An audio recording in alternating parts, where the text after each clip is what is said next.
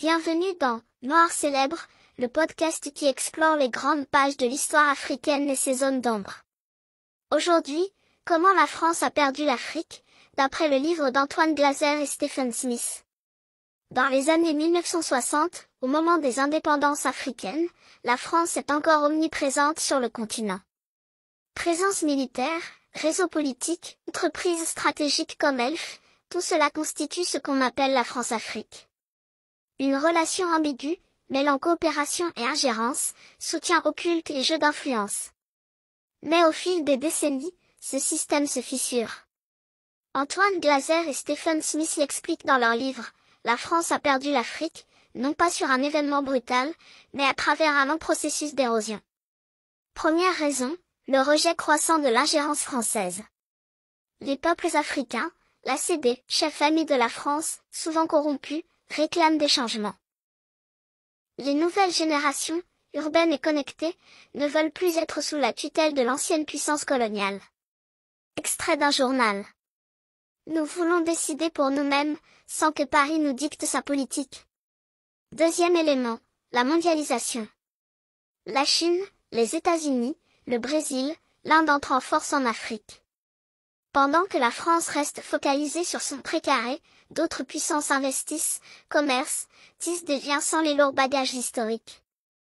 Résultat, Paris perd son monopole.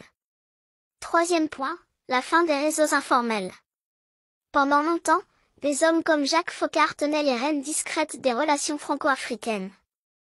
Mais à partir des années 1990, la transparence et la pression de la société civile rendent ces pratiques obsolètes.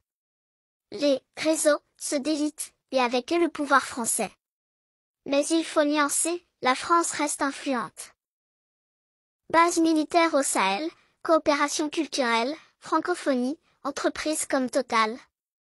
Mais cette influence est devenue marginale, souvent contestée, parfois inefficace. Le message central du livre est clair, la France n'a pas su évoluer. Elle a sous-estimé les aspirations africaines et surestimé ses moyens. Elle a continué à penser en termes de domination, là où le monde évoluait vers des partenariats multiples. Extrait imaginaire.